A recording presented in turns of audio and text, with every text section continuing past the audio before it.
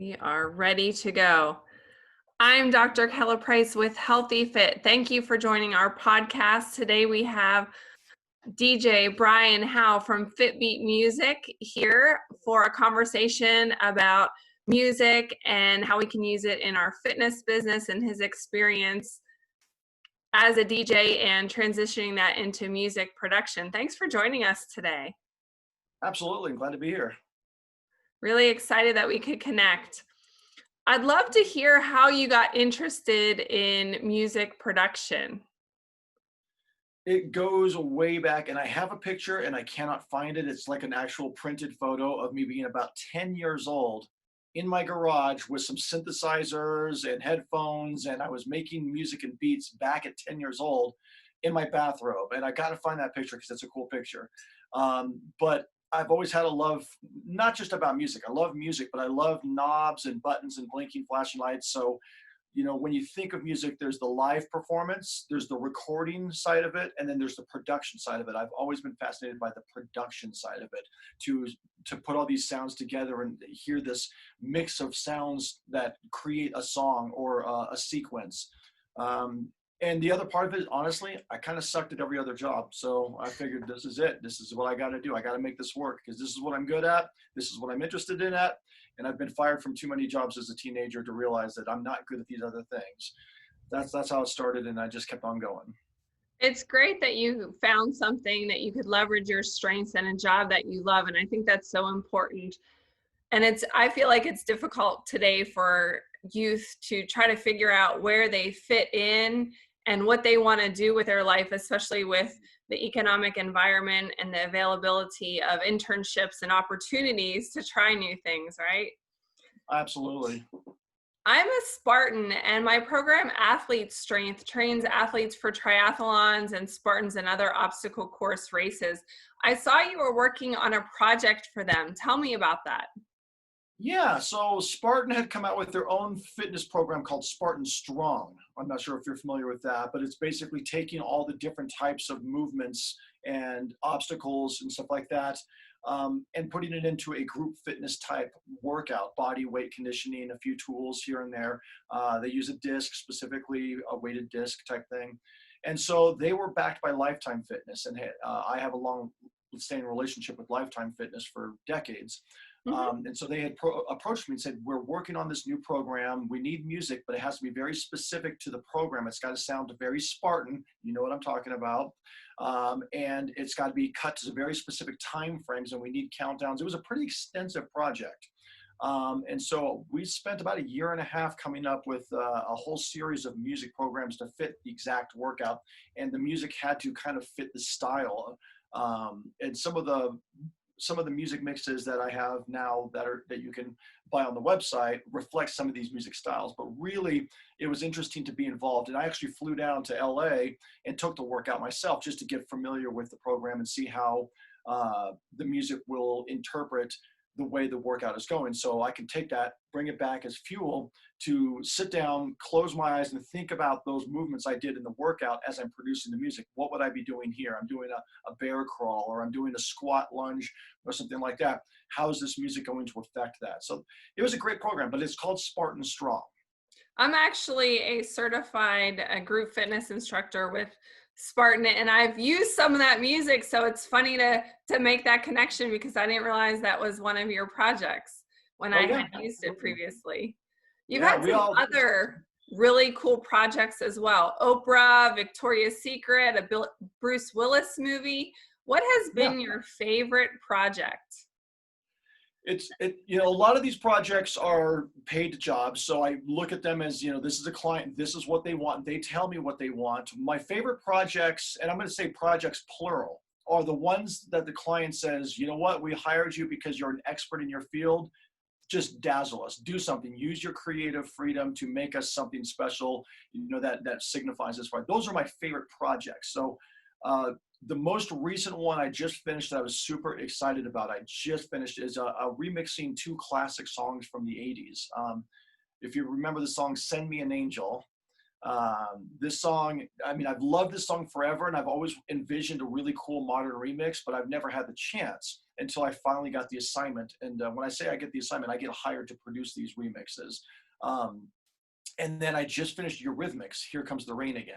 And so these were both really classic songs that I've loved, but I've always envisioned they're good, but they're dated in terms of the way that they're produced. They're great for the time and the era, but how can I make it sound really like to fit the modern style today? And so that was exciting for me, and I got full creative freedom to do it the way I wanted to do it. So I interpreted the remix in the way that I envisioned I would play it as a DJ, and now as I might work out. So these remixes might make it into a workout compilation.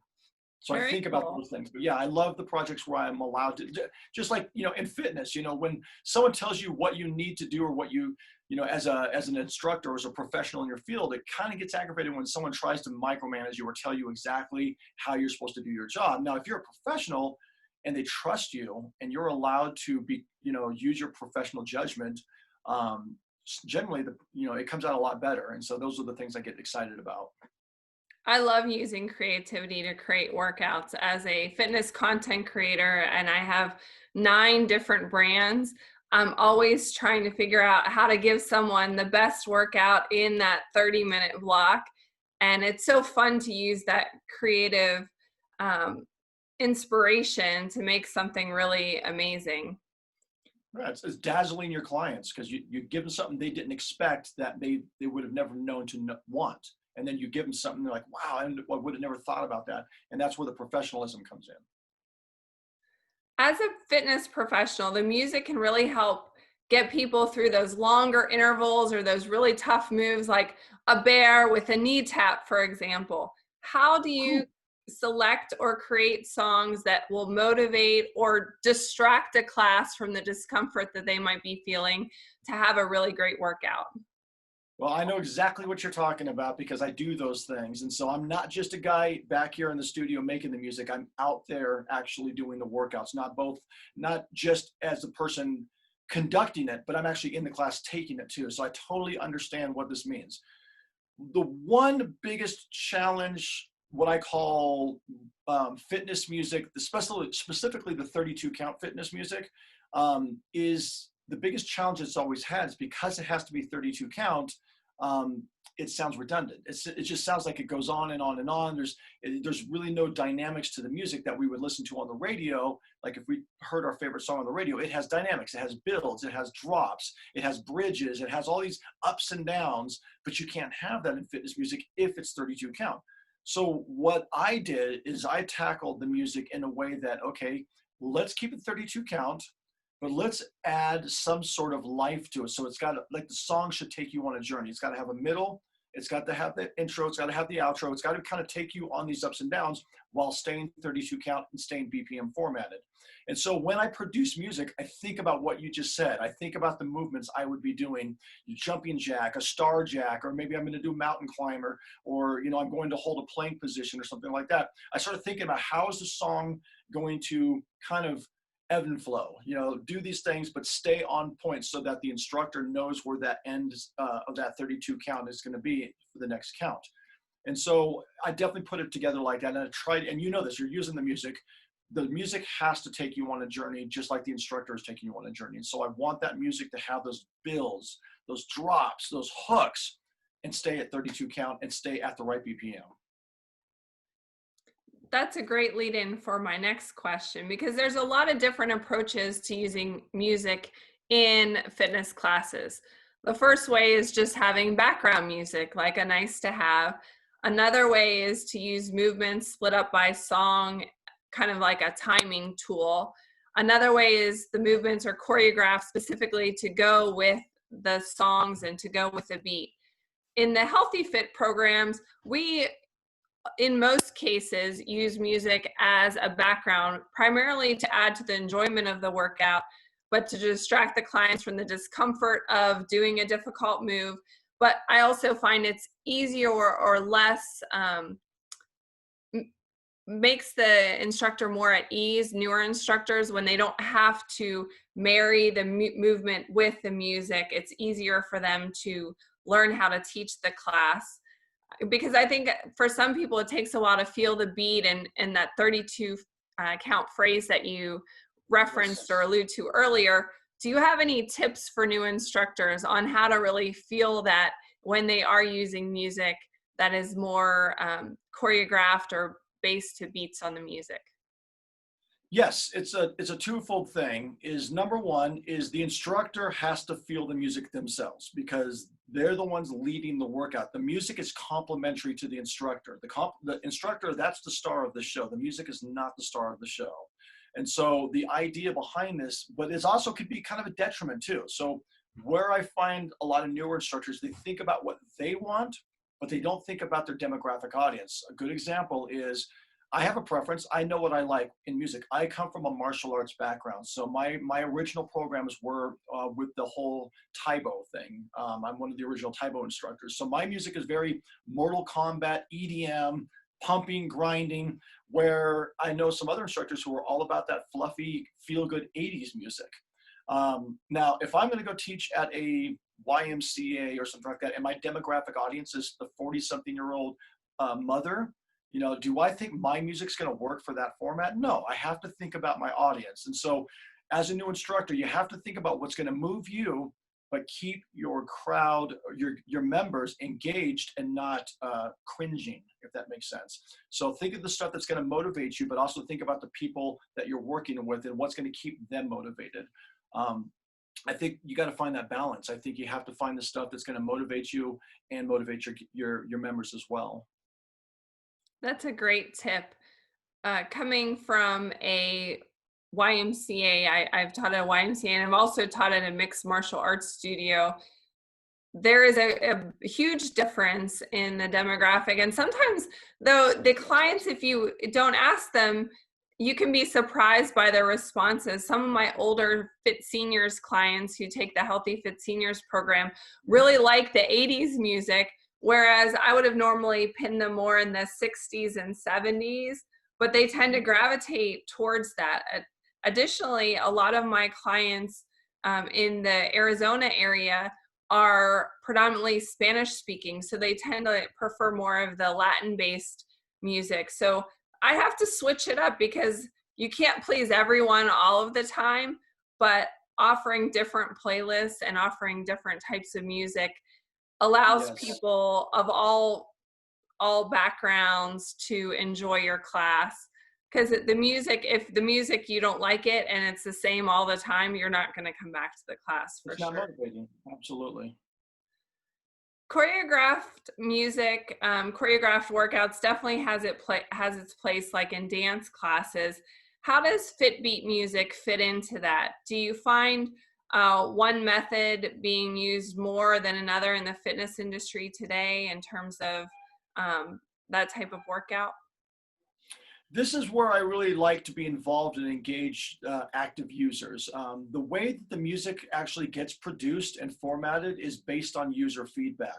If I have a large concentration of people asking for music at, let's just say, you know, we don't want it to be 32 count, or it doesn't need to be 32 count. I want this type of music. We'll just say Latin. We'll use that as an example, a hypothetical. If I have enough people that hit me up and say, we're doing a Latin program, we need more Latin music. Well, that's the feedback I need to go in the studio, this one right here, and sit down and say, okay, I'm getting a lot of requests for Latin and my Latin library looks a little small. Let's work on that and make sure that I take care of that need. I start to produce music. If you're silent and you say nothing, then I just start picking songs out of my head. I just start making music. I really need the feedback of the users who are coming and needing the music. So really, I'd say with the choreographed style music is if you don't see it in the catalog, don't be afraid to ask, because the more people who ask for something, you know, we say it, there's strength in numbers. And if the numbers are good enough and people are saying we need this type of music, it's going to get done. It's going to get produced. Now, if you're a head of a program like you are with your programs, and you need a particular style of music produced that doesn't exist, you can always come to me and say, hey, this is what I need. Here's a Spotify playlist of songs that we want to emulate the style of. Can you produce this? And I can custom produce it for you to fit your program needs. So there's always that option as well. But it starts with just saying, hey, this is what we need. That's great that you can collaborate with the fitness professionals and really deliver a robust product that's timely and based on market trends, because we are the ones that see people in the gym every day and we know what they're Yes. listening to in their iPods and whatnot. So many people today stream music through membership services. We've really seen an evolution in the music industry. I remember as a kid sitting by the radio waiting for my favorite song with my cassette tape ready so that I could hit record and get it on there. And oh my gosh, if the DJ was talking at the beginning of the song, then you had to wait till the next time. And creating creating mixtapes, which I actually still have a mixtape. I'm saving it as a souvenir. Hopefully it still works. I don't know, but my husband made it for me when we were dating, so I'm keeping it as a memento. How does the availability of such a large library of music influence your work? Because I used to have a CD collection. I recently got rid of that because the quality of what you can get Yes. through downloads is so much better. Yes. Well, this is a term I use a lot in everything. So I know what I know, and I know what I don't know. Does that make sense? So what that means is, if I was to go to a restaurant, we'll use some other term to kind of explain it this way. And let's just say I'm in France, right? And I go to a restaurant and I can't read the menu. Um, I know what I know. I know what I like, but I'm in a different place and I'm unfamiliar with it, and I don't know what I might like if I don't try it. Does that make sense? So I always just go to a place. I was actually out with friends last night, and this place had a specialty, and I'd never had this specialty. And so I said, well, why don't I go ahead and get what you guys are, best at? And then she was asking me a bunch of options. I said, just make it the way you would make it. I want to try it. And then I found out I like it. So now I know what I know about that. So in music, when I'm listening to music for myself, looking for inspiration, I try to find the stuff that I'm not familiar with so that I can become familiar with it. I might find a new sound and I'm like, wow, I really like this sound. Who's this artist? Let me look more into it. Or I like this style. This is really cool. Let me figure out how I can incorporate this into what I'm producing. If I stick to what I know, I'm never going to expand. I'm never going to learn, and I'm never going to grow, and I'm never going to be able to offer anything more than the same exact sound that I know. So again, you know what you know, but you also know what you don't know until you do.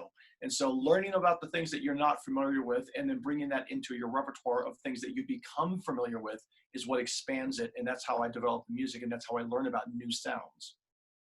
It's like that 80s Life commercial. Try it, Mikey, you might like it, right? Yes, exactly. And sometimes you don't, but you won't know that until you try it. It's so true. My kids listen to such a wide genre of music because I've exposed them to the music that I grew up listening to as a kid and the music I listened to in college.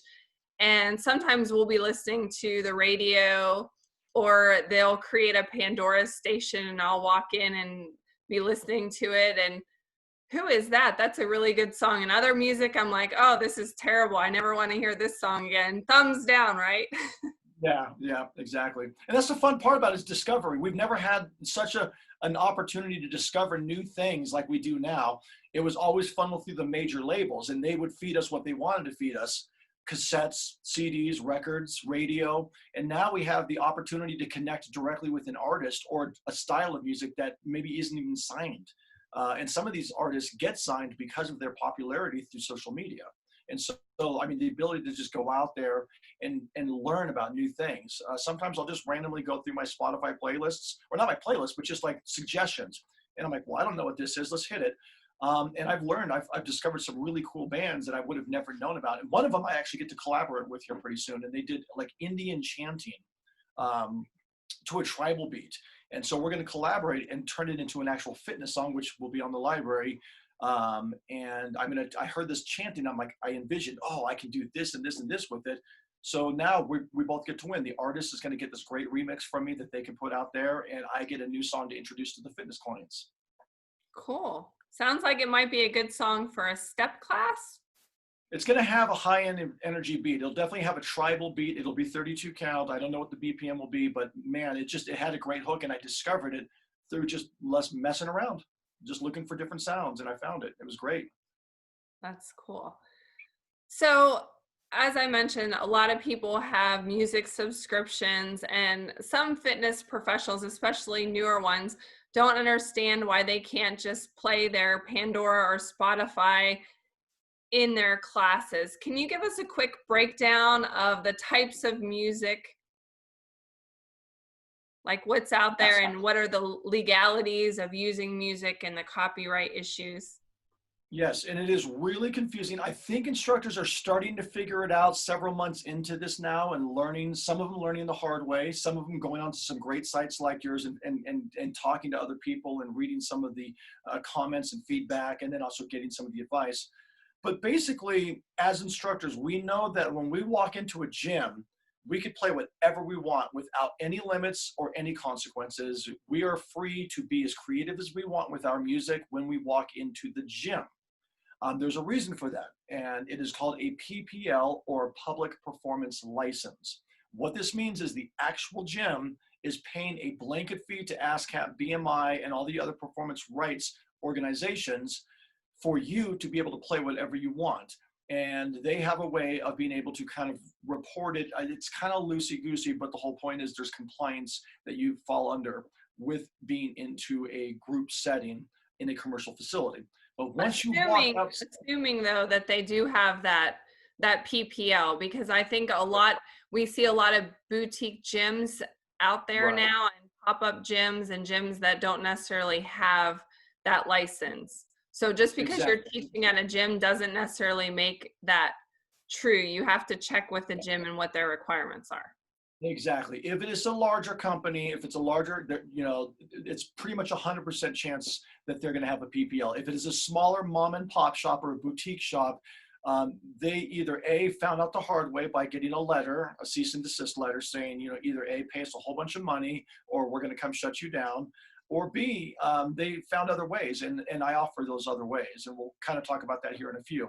But so if you are in a facility and you're working face-to-face with someone and you're in a commercial setting, the music that you're playing is usually covered under a public performance license. If you don't have that license or your facility doesn't have that license, you have to use the other side of music, which is royalty-free music.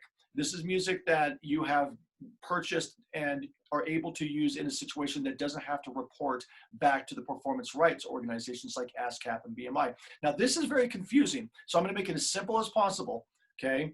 There's two types of music, okay? There's copyrighted music that is, that is PPL, or specifically for the inside facilities.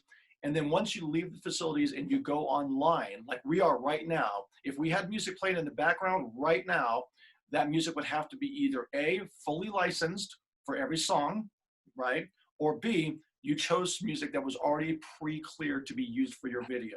And there's a whole bunch of music that does that, okay? So when you go online, you cannot just use your Pandora or Spotify playlist because that music has not been cleared for your videos. There's a 95% chance your video will get muted, deleted, blocked, and possibly even your account banned. And I'm sure instructors who are watching this have already dealt with that situation, okay? I get questions at least once a day from instructors. What music can I use? Or I played music that I thought I was allowed to use and my video got muted. What happened?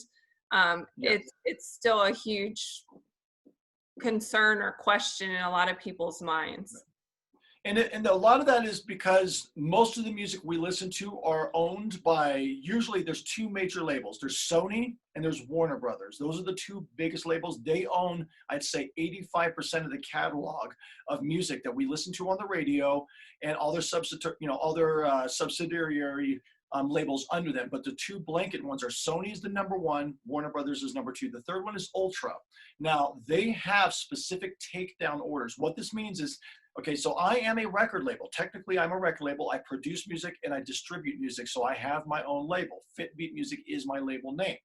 So I have music that is on Pandora. I have music that is on Spotify. The same music you listen to in your workouts and that you go to the website and pick up is also out there as well. Now, the difference is when I put it out there, I have an option. I can set up a takedown order. What that means is if you play my music without my permission on a video, if I created the takedown option, that means that music is going to be deleted off of your video, or your video is going to be muted and you're going to get a copyright claim against you. Now, most of the smaller labels are very friendly and they won't do that. You might get a notice that you're using their music, but there's going to be no takedown.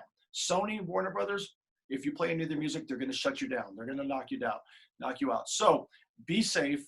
Use the music that's designed to be used for your videos.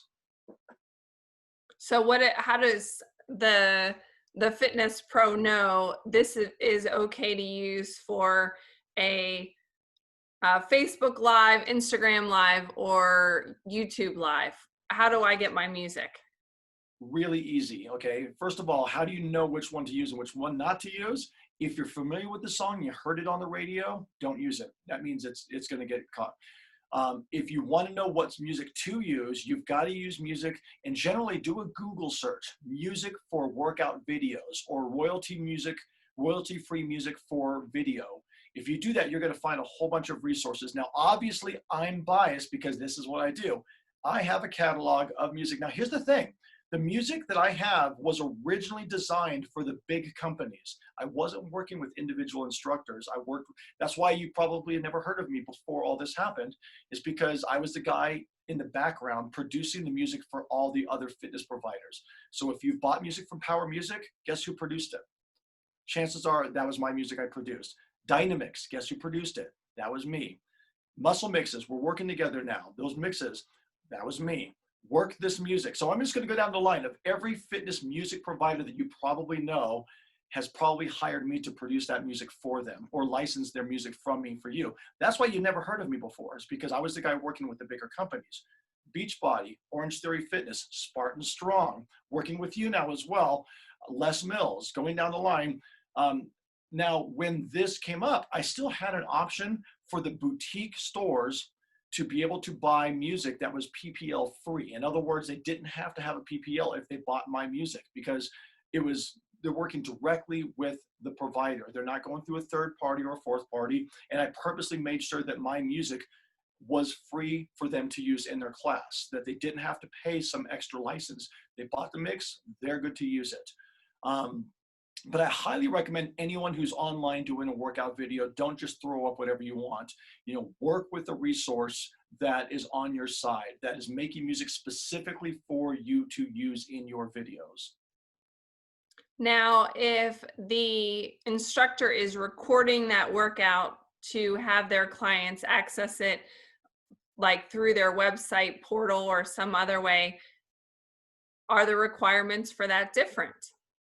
Yes and no. It depends on who you're working with. Okay, again, this gets confusing because everyone has their own set of rules. And understand the terminology. They're streaming and hosted. Okay, streaming is what we're doing right now, but you're also recording. So this is both streaming and hosting. Right now, we're live. But then once we're done and you hit the stop button, it becomes hosted because it's now recorded and it becomes on demand. So now anyone can pull it up at any point. It lives out in the webosphere, so to speak. Now, my company, we're pretty liberal. So if you bought the mix, that mix is good for that video that you're making, whether you stream it or host it or both.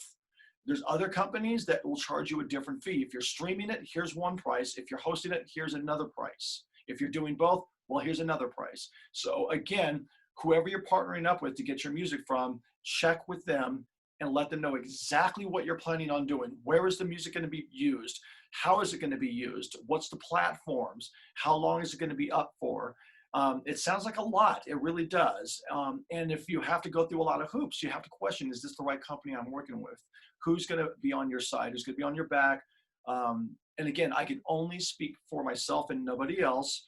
I'm in the fitness industry just like you guys are, but I also produce the music and I have to feed a family just like you guys have to feed a family. So the way I approach everything is, how can it be a win-win? How can you get what you need, the tools for success, without breaking the bank, without going through a lot of hoops and just making it as easy as possible for you to succeed.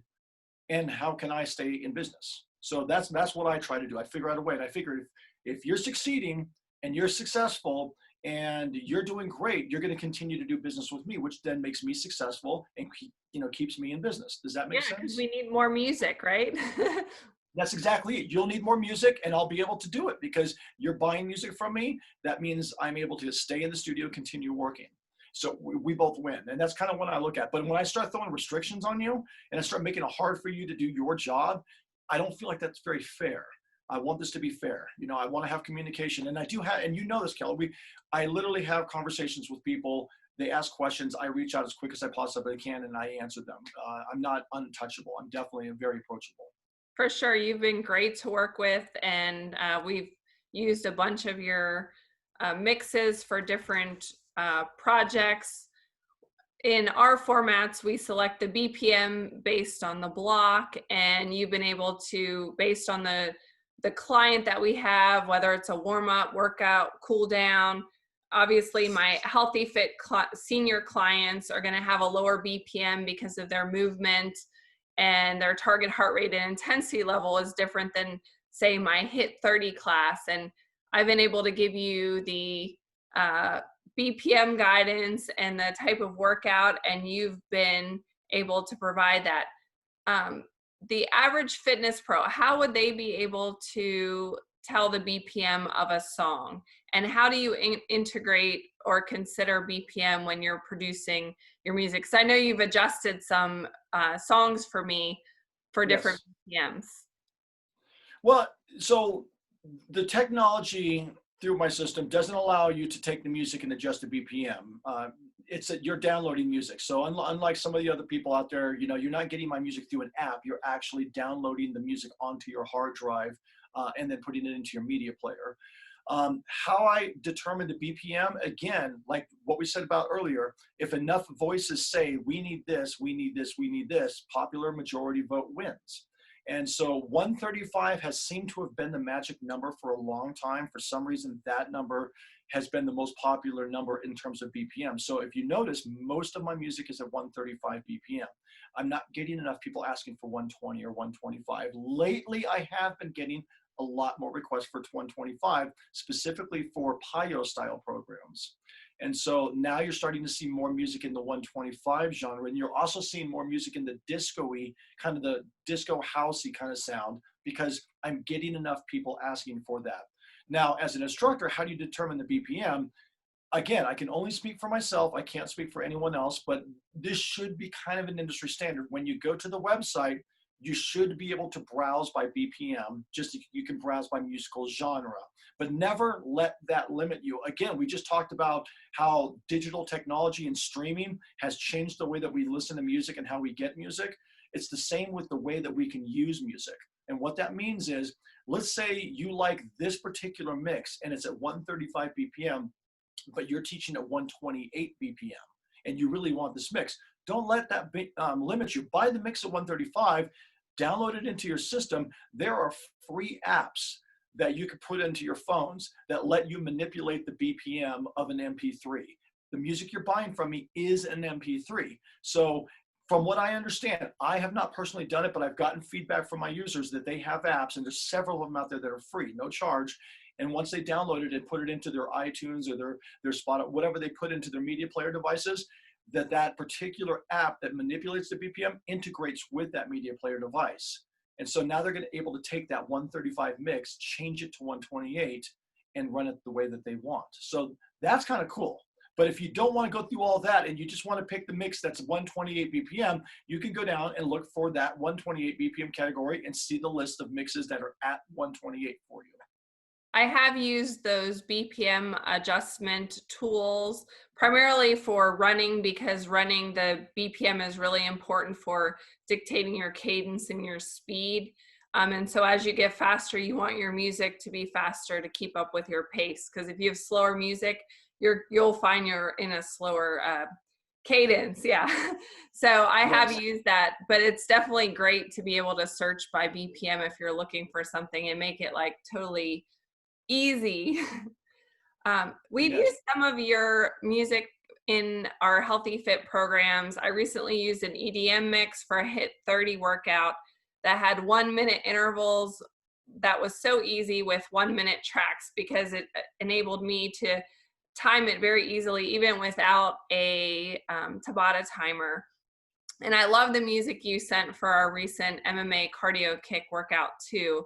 My instructors have access to your music to teach their classes live or virtually, and it's great that they have this option. Some fitness programs, the instructors have found that they don't have those music options for virtual teaching, and so their instructors have been unemployed with no virtual teaching options, which I think is a real shame, not only for the brand because they're missing out on an opportunity to serve so many clients worldwide during the coronavirus, but the instructors are missing out on essential income. I know you Yes. have a special discount that you're offering for my fitness instructors. Tell us about that. Okay, so this is an important part. So we just talked about how prior to all of this, and I'm just going to leave that as a general as this, we all know what this is. I was working only with the bigger companies, and I had my pricing and my structure set up for them. These are the people that put out infomercials, broadcast television, the DVDs, we know about those, things like that. When this happened, I decided, okay, well, we need to make this available for the individual instructor. And so the website was revamped and changed so that the individual can just go in and buy a mix for their workout videos. Now, these mixes, the average price before all this for the bigger companies, they were paying between $550 and $1,500 for the same mix that you're getting on my website for less than $20 right now. So if you were to go on the website right now, the mixes, I think, average at about $16.95 per mix for the individual instructor to use for their video. That particular mix, like I said, before all this was priced for larger companies that were doing larger distributions. Now, on top of that, for your people specifically, they're getting a 10% discount on top of the $16.95. So it's like, a $1,500 mix for $15-ish or less. Does that make sense? I mean, it's a great deal. Great. And I think It's a great you have buy. the code. Yeah, and I think you have the code or you have the flyer. Yes, I do. And anyone that registered for the podcast can get that from me. And I have it for when we go through the certification for any of my formats. When we talk about music, I provide that code as an option for them to get the music right away. Yes. As a fitness instructor, what's your liability in using music? You mentioned that there are copyright. Other than shutting down my video, are there any other liabilities? Well, obviously, all instructors know about the typical liabilities. That's the physical liabilities, the disclaimers, before you use this, go at your own pace. Those are the standard liabilities we all know. But I also think about the music as well. There was actually a post, and I can't remember what this, I saw it on Facebook as one of my connections, who's a fitness instructor. And they were talking about, even though, going back into the gym and starting to use the popular radio familiar music, that the music is supposed to be clean in lyrics, but sometimes our version of clean isn't what the radio considers to be clean. And there's certain words, the A word, the B word, and unfortunately the N word, are not edited out of clean lyrics. And so liability when it comes to music, when I go back into the gym, and I do have a original artist music option, everything I produce isn't just royalty free, generic music that you don't know. I have the option of, once you're back in the gym and you want to use the popular songs, I have that option. Now, with that being said, I'm thinking about the liability of, okay, I got to make sure it's not just clean, it is squeaky clean. Because I don't want to be the person to put a workout out there and I'm doing my part and I find out that the music isn't doing their part. And so I come from that side. Now, in terms of copyright, everything I personally produce, I have to ensure is my material or it comes from one of my partner sources. And so that I can hand it to you and present it to you and say, you are safe with this music. If you put this music in your video, you are not liable for anything because you've done your part, you're doing it the right way, and I'm doing my part to make sure that I'm giving you something that you're safe to use. That's great. And when I put out videos, if I'm doing a Facebook Live or producing something or posting it on YouTube and I'm using music, I put in the comments or in the description that the Yes. music was licensed by DJ Brian Howe, Fit Beat Music, or I give credit to the music source that I have rights to use it, so that it prevents my video from even temporarily being muted or disputed. Because if there's an issue, they can go back and look at the citation or the credit given to the author. And I think it's also beneficial to the music producer, because if someone likes the music from my video and they're like, oh, I'm going to hit up Brian because that was a really good jam he put in that one. Yes. And it does. And that's kind of what this is, part of us helping each other out. In order for me to be able to offer my music at such a low price, a good example, I'm working on a mix. It's going to be a mix of a collaboration of different artists and labels. And I think the title's it's going to be called The Remixes or something like that. It's taken me 3.5 months to make this one mix. That's 12 songs for a 1 hour mix. I'm still not done with it. It's probably going to take me another 2 to 3 weeks to finish. Okay, that is a lot of time to put together a 1 hour mix that I'm selling to you for $16.95. So the only real way that we can make sure that we're all winning is what you just said. Get the credits up there, because the more people who go buy my music, it's going to keep me in the studio making more music. But if I spend 3.5 months putting together one mix and no one talks about where it came from, how can I stay in business? And so it's how we help each other out. I'm going to lower the prices. But let's talk about that for a second, about the copyright, being safe about that. This is a topic that has never been brought up before, and it's a new topic. It's a new discussion. Copyright and royalty-free are not the same thing. You could buy royalty-free music and it could still be copyrighted music. Okay. And so I want to talk about this for a split second, because, okay, you have probably received a copyright notification from some of my songs. Would that be fair? Yes. Okay.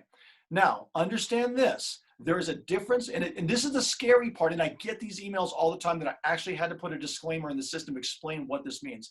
If there's a difference between a copyright claim and a copyright notification. A copyright claim means that you do not have permission to use the music. A copyright notification just means that the music's being digitally distributed and that particular song might be monetized. Now, what that means is I have a widget. We'll just use pretend that I just made this widget, and the widget needs to get out there and make money so I could stay in business. Once it goes out there into places like Pandora, Spotify, iTunes, all the digital radio stations, okay, that song has a digital ID code embedded in it, so they can report back to me the streams, so I can get paid for that music. That's how you get paid. That same content ID, it belongs in the music now, and it goes out.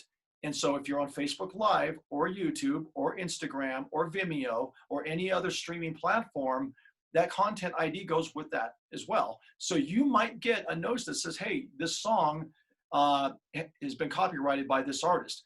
Just know that that is a notice. And that what that means is the music that I put out there, it does get out there and it gets licensed to a lot of people. We just licensed an album to a label in Europe that's going to put a Spotify and an iTunes album out there with my music. And they're probably going to change the artist title to fit their needs, and they're probably going to change the song title, but the content ID will tag that song. And so you might see that. I can't stop that. That's the way it works. That's, the songs are monetized for digital distribution. So you're still in the right. You still have every right. Your music will never get deleted or muted. Your video will never get banned because you're doing it right. You just got a notice that says, hey, by the way, the song, is getting monetized. So the more your video gets played, I get like a penny, 1 penny for every play that your video is used. So I want you to be successful in your video, because if you get 10,000 plays, then I get, well, you do the math, a couple extra bucks. You multiply that by the 1,000+ songs I have in my catalog that are out there being used.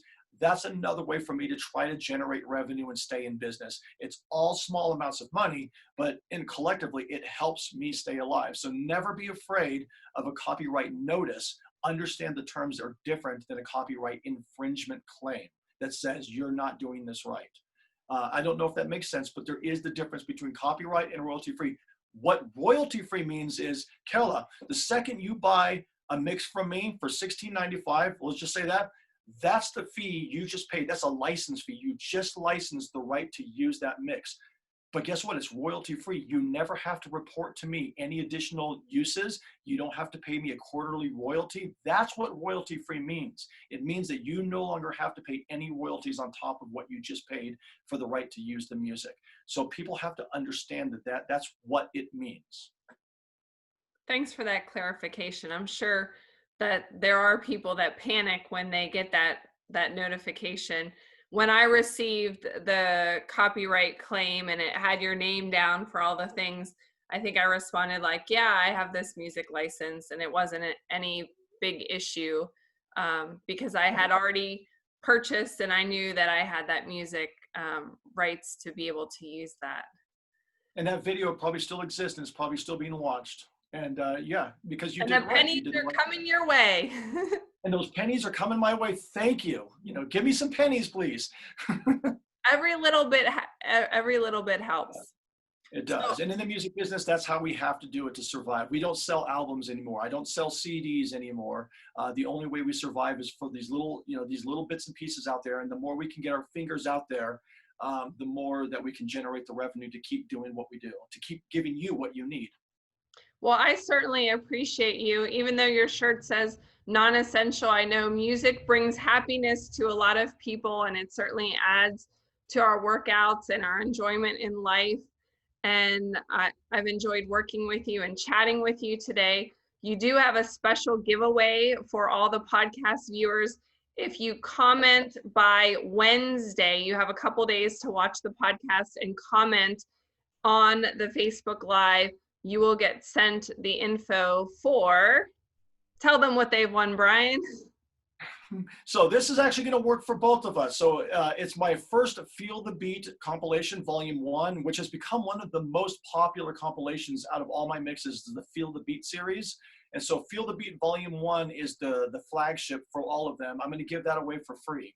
This helps us both out because Feel the Beat, if you go on Spotify, Pandora, iTunes, exists out there. So we're talking about those pennies. I'll give it to you for free.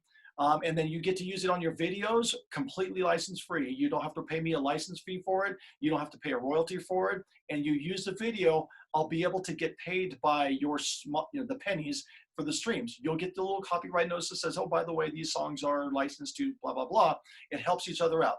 I'm going to give you the link, so then you can give that link to whomever, and it is a direct download to the video or to the mix, both the full-length MP3 mix and each of the individual songs within that mix.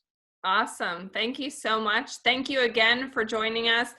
Check out DJ Brian Howe from Fit Beat Music. Check out his website, and hopefully you'll be hearing some of his music in the gym and in your virtual classes. Thanks again for coming to the podcast. We'll see you next time. Absolutely. Thank you, guys. Bye-bye.